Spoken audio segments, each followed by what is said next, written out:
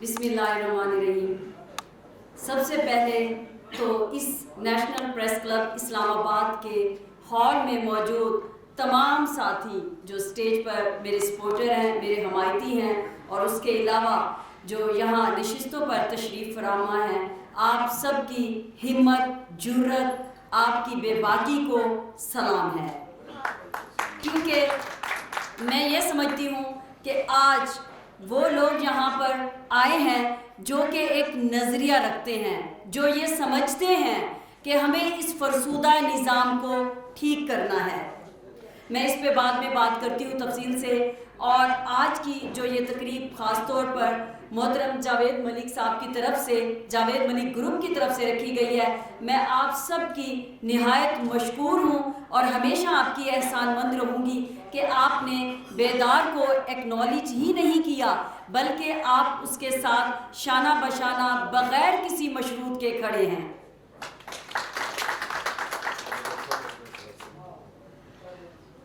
یہاں پر تمام ساتھی، جبار صاحب، انیلا محمود صاحبہ، اسد ہاشمی، جو بھی یہاں پر آئے اور آپ نے سالانہ رپورٹ پیش کی، میں یہ سمجھتی ہوں کہ کئی ایسے کام ہیں جن کی میں چشمدید گواہ بھی رہی ہوں کہ کس طرح سے رمضان پیکیج آپ کا چلایا گیا، اور اس کے علاوہ جہاں پہ جو بات ہوئی باہمی احترام اور عزت کی، انیلا محمود صاحبہ نے کی۔ میں یہ سمجھتی ہوں کہ ہم سب جو اس وقت جنگ کی بات ہو رہی ہے وہ ایک نظریے کی بات ہے، وہ ہم سب لوگوں کا ہمارے حقوق کی بات لینے کی ہو رہی ہے، وہ ہم کسی کے مخالف ہوئے بغیر ایک دوسرے کی باہمی عزت کرتے ہوئے اگر چلیں گے تو وہ ہم سب کے لیے بہت اچھا ہوگا۔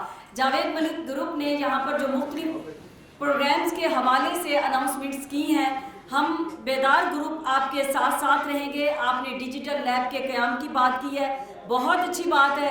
جس طرح سے میڈیا کی اس وقت ڈائنامکس تبدیل ہوئی ہیں، بہت سارے ہمارے ینگسٹرز اور بہت سارے پرنٹ میڈیا کے ہمارے ساتھی جو چاہتے ہیں کہ وہ اس وقت ڈیجیٹل لیب ہو اور اس میں کام کریں، یہاں پر تو بدقسمتی سے ایک آئی ٹی کا آفس یا کمرہ ہے جو مختص کیا گیا تھا، وہ بھی پچھلے دنوں میری معلومات کے مطابق ان صحافیوں سے واپس لے لیا گیا ہے جو سارا دن کی مصروفیت یا یہاں بیٹھ کر وقت نہ ہونے کے باعث یہاں سے خبریں فائل کرتے تھے۔ اس کے علاوہ آپ نے سماعی نیوز لیٹر کی بات کی ہے، بہت اچھی بات ہے، اور خاص طور پر آپ لوگوں نے جو سب سے بڑا انیشیٹو لینے کی بات کی ہے وہ یہ ہے کہ جو ہمارے مستحق، غریب، حاجت مند، سفید موش یا ضرورت مند ہمارے صحافی جو فوت ہو جاتے ہیں اور ان کے ساتھ کوئی بھی کھڑا نہیں ہوتا، اور واقعی یہ بات ٹھیک ہے کہ اس وقت بجائے اس کے کہ وہ بیٹھ کے اسی غم کو روئے دھوئیں، وہ صرف انتظامات میں اور کہاں سے کیا ہوگا اسی میں پڑے رہتے ہیں۔ تو یہ ایک بہت ہی اچھا آپ کا انیشیٹو ہے، اور اس کے علاوہ جو آپ فیملی پروگرامز یا تفریح کے جو بھی پروگرامز کرنے جا رہے ہوں گے تو انشاءاللہ بیدار گروپ جاوید ملک گروپ کے ساتھ ساتھ چلے گا اور آگے ہم وہ پروگرامز اکٹھے کریں گے۔ اب میں تھوڑا سا بات کرتی ہوں ان تلخ حقائق کی کہ کیوں جاوید ملک گروپ 3 سال پہلے 5 لوگوں کو لے کے بنا اور آج اس قافلے کی صورت میں ہمارے سامنے موجود ہے، اور اس کے ساتھ ہی بیدار کیوں بیدار ہوا۔ تو بیدار کا نام جو میں نے رکھا ہے اس کا مقصد یہی تھا، جو بیسیکلی میں یہ چاہتی ہوں صحافی ہونے کے ناطے، کیونکہ میرے اس پروفیشن نے مجھے عزت دی، مجھے نام دیا، مجھے شہرت دی، مجھے روزگار ملا ہوا ہے، تو میں چاہتی ہوں کہ میں اپنی اسی صحافتی کمیونٹی کی خدمت کروں، اور اس میں سب سے پہلے ہم لوگوں کی عزت اور وقار ہے۔ آپ دیکھیں کہ آج جن پروگراموں میں ہم جاتے ہیں، ہمیں وہ سیاستدان جن کا کچھ عرصہ قبل کوئی بھی بیک گراؤنڈ نہیں ہوتا، وہ 200-250 صحافیوں کو انتظار کرواتے ہیں۔ ابھی پچھلے دنوں میں نے ایک تقریب اٹینڈ کی، اس میں نے دیکھا کہ ایک سیاستدان نے، ایک ایسے سیاستدان میں جس کے پاس دولت کا ڈھیر ہے، شاید اسی بل بوتے پہ اس نے 250 صحافیوں کو 4 گھنٹے انتظار کروایا۔ کیوں ایسا ہوا ہے؟ سوچا کبھی آپ نے؟ سوچتے ہیں، مجھے پتہ ہے آپ سوچتے ہیں، بات کرتے ہیں، روز کی بنیاد پر باتیں ہو رہی ہیں، بلکہ جب سے 10 دسمبر انسانی حقوق کا عالمی دن تھا تب میں نے اس بیدار گروپ کا قیام عمل میں لایا۔ اس دن سے مجھے پتہ ہے کہ سب کے سب اس وقت جو گروپس ہیں وہ ایکٹیو ہو چکے ہیں. کہیں پہ تو لالی پاپ دیا جا رہا ہے میڈیا ٹاؤن فیز 2 کا, کہیں پہ پلاٹوں کی بات ہو رہی ہے, تو کہیں پہ ابھی مجھے خبر ملی کہ ایک سیکورٹی کمیٹی بنا دی گئی ہے. سبحان اللہ. آپ نے یہاں پر 14 ماہ گزار دیے الیکشن ہونے کے بعد, اور اب آپ کو خیال آیا ہے کہ آپ سیکورٹی کمیٹی بنا دیں. تو میں اپنی کمیونٹی سے مخاطب ہوں کہ خدا را آپ آنکھیں کھولے, آپ سمجھیں. میں خود 16 سال سے اسی پروفیشن میں ہوں. میرا اپنا گھر نہیں ہے میرا اپنا گھر. میں 2 دفعہ سینئر وائس پریزیڈنٹ رہ چکی اور پچھلی دفعہ بھی سیکٹری کی سیٹ پہ جیتی. نہیں ہے ابھی تک میرا کوئی گھر. آپ کو نہیں لگتا کہ مجھے آفرز آئی ہوں گی؟ کیا سیکٹری کی سیٹ پر مجھے نہیں آفرز ہوں گی کہ آپ بتائیں آپ اس سیکٹری کی سیٹ پہ ہیں, آپ کا خرچہ کتنا ہے, ہم دیں؟ تو کوئی کہہ سکتا ہے کہ کسی نے کوئی خرچہ کسی بھی چیز کا مجھے دیا ہو اور میں نے اس سے خرچہ لیا ہو؟ تو آپ دیکھیے پچھلا پورے 16-18 سال جو بیٹھے ہیں, جائیں ان کے شجرے آپ جا کے کھلوائیں. یہ کیا تھے اور کیا سے کیا ہو گئے. ان سب لوگوں کے فارم ہاؤسز ہیں, ان سب لوگوں کے پلاٹس ہیں, ان سب لوگوں نے میڈیا ٹاؤن کو جس طرح سے لوٹا کھسوٹا, انہوں نے اربوں کی جائیدادیں بنائی. آپ کا پریس کلب ابھی بھی کنٹینرز پہ کھڑا ہوا ہے. آپ کے پریس کلب کی آپ حالت زار دیکھ لیں, ابھی تک آپ کینٹین پہ چلے جائیں. یہ سبسڈی کے نام پر کس طرح کا غیر معیاری کھانا یہاں دیا جاتا ہے. میں نے خود یہاں پہ کئی بار آئی کہنے کے باوجود کہ چائے اچھی ملے. بہت افسوس کی بات ہے کہ چائے بھی اچھی یہاں پر میسر نہیں ہوتی. تو یہ سب جو پریس کلب کا مقصد ہے کہ یہاں پر ہم تمام ایک خاندان کی طرح ہیں. ہمارے خاندان میں ایک سربراہ ہوتا ہے اور وہ سربراہ ہماری ماں یا باپ ہو. ہم بچوں میں سے اگر کوئی بھوکا رہ جائے, ماں باپ اپنے سالن میں سے بوٹی کا حصہ اپنے بچے کو دے دیتے ہیں, یہ لے بچہ تو کھا. تو یہ کس طرح کا خاندان ہے؟ یہ کس طرح کے سربراہ ہیں؟ یہ کس طرح کے لوگ آپ نے بٹھائے ہوئے ہیں؟ ابھی کل ہم جنگ گروپ جن کے کانٹریکٹ کے ملازمین ہیں وہ سب رو پیٹ رہے ہیں. سب سے بڑا میڈیا گروپ اس پاکستان کا, وہ اپنے لوگوں کو تنخواہیں نہیں دے رہا. 10 سال ہو گئے ان کی تنخواہیں نہ بڑھتے ہوئے, اور آپ دیکھیں مہنگائی کہاں تک گئی. ارے آپ تو خود اسی کے پے رول پہ ہیں. آپ کیا کریں گے ان لوگوں کی سنوائی؟ آپ کہاں ان کے ساتھ ملیں گے؟ آپ کو تو میر شکیل الرحمان باقاعدہ تنخواہ دیتا ہے کہ آپ اس سے تنخواہ لیں, اور صحافتی کمیونٹی جن کے پاس کچھ آپ کی مار دھاڑ کی وجہ سے آ گیا ہے وہ امیر سے امیر ہوتی چلی جائے, اور غریب صحافی جو ہمارا پرنٹ میڈیا سے اب میڈیا کی جو نئی ڈائنامکس آئی ہیں وہاں پر اس کے لیے مواقع نہیں ہیں تو وہ ویسا ہی رہ جائے, وہ سفید پوش بن کے گھر ہی بیٹھے. یا 2 سال پہلے ہمیں آپ پارا میں ایک صحافی مہندی بیچتا ہوا ملا. تو یہ کتنے افسوس اور شرم کی بات ہے کہ ہم کیسی کمیونٹی میں ہم ہیں کہ ہمارے یہاں پر ہمارا وہ پیشہ جو پیغمبرانہ پیشہ ہوتا تھا, جب سیاستدان آپ کا انتظار کرتے تھے, آپ کے لیے کھڑے ہو جاتے تھے, آپ کی عزت, آپ کا وقار, آپ کی ڈگنیٹی ان پوری 2 دہائیوں میں مسخ ہو کے رہ گئی ہے. آپ کے اس نیشنل پریس کلب کا تشخص کیا ہے مجھے بتائیں. آپ انٹرنیشنل لیول پر اگر اپنے آپ کو ریکگنائز کرائیں تو کیا آپ اسی طرح سے یہاں پر انٹرٹین کر سکتے ہیں؟ لیکن مجھے افسوس اپنے ان صحافیوں پہ ہے جو ورکنگ ہیں, جو کریڈیبل ہیں, جو پروفیشنل ہیں, جو اپنے دفتروں میں بیٹھ کر 8 گھنٹے کام کرتے ہیں. تو آپ پلیز آئیے ذرا یہاں پر 20 منٹ کے لیے آئیں, 10 منٹ کے لیے آئیں, ضرور آئیں, کیونکہ جب تک ورکنگ صحافی نیشنل پریس کلب میں نہیں آئے گا, نہیں بیٹھے گا, یہاں بیٹھ کے لائبریری کا رخ نہیں کرے گا, اس وقت تک یہاں پر ان لوگوں کو موقع ملتا رہے گا جو مافیاز ہیں, ان لوگوں کو موقع ملتا رہے گا جو کہ کسی کے پے رول پہ ہیں, اور ان لوگوں کو موقع ملتا رہے گا جو کہ صحافی ہی نہیں ہیں. تو خدا را آپ لوگ آئیں اور آ کر اپنی اس جگہ کو سنبھالیے, اپنے ضمیر کو جھنجھوڑیے اور بتائیے کہ اس کمیونٹی میں صرف وہ لوگ ذمہ دار نہیں ہیں جن کو آپ دیکھتے ہیں کہ وہ اعلیٰ عہدوں پر بیٹھے ہیں یا پیسہ کما رہے ہیں. ہر وہ بندہ میں سمجھتی ہوں جو چپ ہے, جو خاموش ہے, وہ سب ذمہ دار ہیں, اور میں بھی سمجھتی ہوں کہ میں بھی اس میں ذمہ دار ہوں گی اگر میں نے آواز نہ اٹھائی. آپ نے خود پڑھا ہے, قرآن پاک میں ہے کہ تم جب دیکھو امر بالمعروف اور تم بات کرو، نیکی کا حکم پھیلاؤ اور برائی سے روکو۔ اگر تم روک سکتے ہو تو طاقت سے روکو، روک سکتے ہو تو ہاتھ سے روکو، روک سکتے ہو تو زبان سے روکو، زبان سے بھی نہیں روک سکتے تو دل میں برا جانو۔ اور مجھے پتہ ہے میری تمام صحافتی کمیونٹی دل میں برا جانتی ہے، مجھے پتہ ہے میں مختلف اداروں میں جاتی ہوں، وہاں پر جس طرح سے وہ میری عزت کرتے ہیں، جس طرح سے میرا والہانہ استقبال کرتے ہیں، بہت سارے ہیں جو مجھے کہتے ہیں ہماری تصویر نہ لگائیے، وہ اس مافیا کے سامنے نہیں آنا چاہتے۔ ارے یہ تو دباؤ ڈالتے ہیں، پریشر ڈالتے ہیں، جس کو دیکھتے ہیں اس کو ٹارگٹ کرتے ہیں۔ مجھے پتہ ہے میں پہلے بھی جس گروپ کا حصہ رہی ہوں اس پر بھی یہ جس طرح سے انہیں نوکریوں سے نکالتے رہے، ارے ان کو مجھے یہ نہیں سمجھ آتی کہ ان کو خوف خدا ہی نہیں ہے، شاید یہ اپنے آپ کو خدا سمجھ بیٹھے ہیں، یہ سمجھتے ہیں کہ تا عمر تا حیات شاید یہ انہی عہدوں پہ رہیں گے اور یہی چیزیں رہیں گی، حالانکہ یہ طے شدہ ہے کہ حیات میں آپ نے اچھے کام کیے۔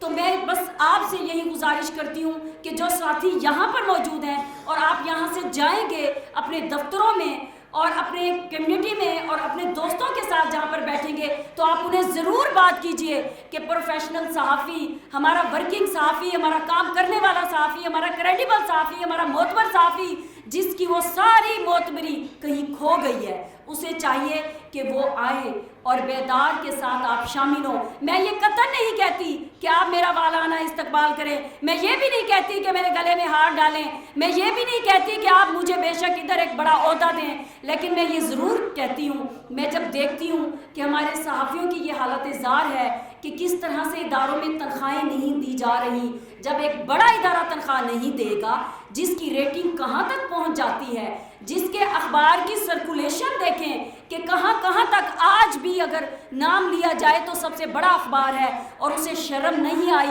جب اس کی وہاں پر خالی جگہ چھپی اور اس کی خبریں نہیں گئیں۔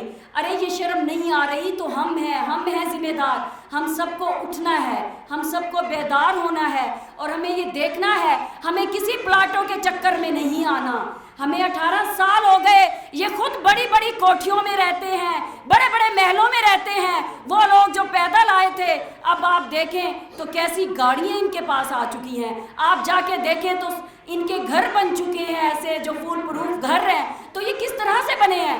ارے یہ میرے آپ کے ہم سب کی خون محنت اور ہم لوگوں کی کمائی کے بل بوتے پر یہ لوگ ہمیں کیش کرا رہے ہیں، تو آپ اس سے بچیں۔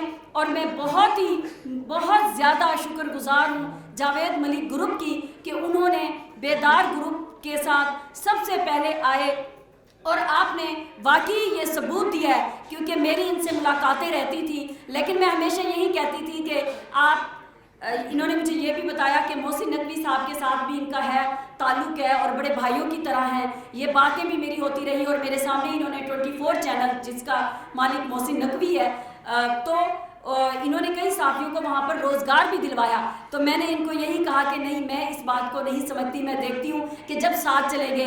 تو بہت شکریہ آپ کا جاوید ملک صاحب، آج آپ نے ثابت کر دیا کہ باقی جاوید ملک گروپ صحافتی کمیونٹی کی آواز بھی ہے، اور بیدار کے ساتھ آپ نے جس طرح سے غیر مشروط ساتھ دیا، میں آپ کی تہ دل سے شکر گزار ہوں۔ اور آخر میں یہ بھی بات کروں گی، یہ جو تنظیمیں مختلف ہیں، ان تنظیموں کا کردار کس طرح سے فعال ہوگا۔ ابھی آپ نے دیکھا کہ تنظیمیں اپنے عہدیدار خود ہی چن لیتی ہیں، اس کے ساتھ پہلے ہی مکا ہو جاتا ہے کہ تو آ جا، تو فلاں بات مانے گا۔ اب مجھے یہ نہیں سمجھ آ رہی کہ یہ جو بلا مقابلہ کی پوسٹیں چل رہی ہیں، ارے بھائی ہمیں تو دکھاؤ کہ وہ مقابلہ ہوا کہاں ہے۔ آپ خود ہی تعین کرتے ہیں، خود ہی گروپ بناتے ہیں، پھر انہیں ہار بھی پہناتے ہیں، پھر آپ بھنگڑے بھی ڈالتے ہیں۔ تو میں یہی سمجھتی ہوں کہ ہمیں ان سب چیزوں سے ہمیں ان سب جو چیزیں ہمیں ظاہری دکھ رہی ہیں، ان سب سے ہمیں نجات تب بھی ملے گی جب ہم لوگ ایک دوسرے کے ساتھ کھڑے ہوں گے، اور ساتھ مفادات پہ نہیں کھڑے ہونا، ہڈن ایجنڈاز پہ کھڑے نہیں ہونا، ساتھ کھڑے ہونا ہے آئیڈیالوجیز کے ساتھ، نظریے کے ساتھ۔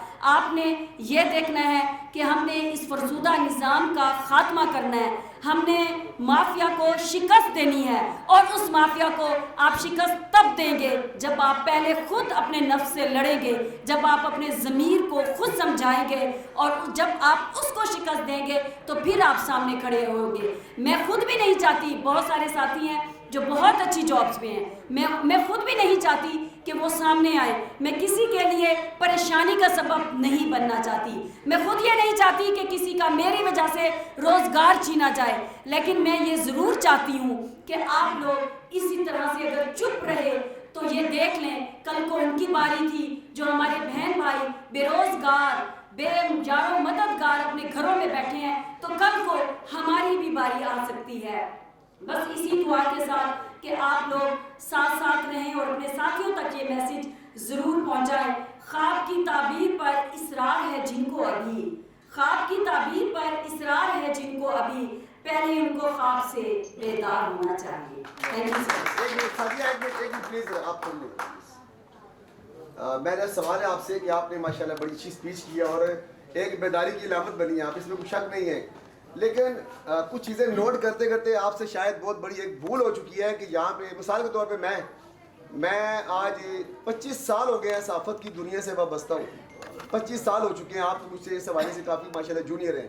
لیکن آپ نے یہاں پہ ایک بات نوٹ نہیں کی کہ ملک جاوید گروپ اور ملک عبد الجبار گروپ جو ہے یہ آج ایک بہت بڑی ایفرٹ کر رہے ہیں کسی خاص مقصد کے لیے، 600-750 افراد کے لیے، کہ جن افراد کو یہاں پہ خراب کر دی گیا، جن عامل صحافیوں کو اگنور کر دیا گیا، جن کے ساتھ انتہائی زیادتی کر دی گئی. اس وقت سمندر کے اس پار آپ بھی موجود تھی.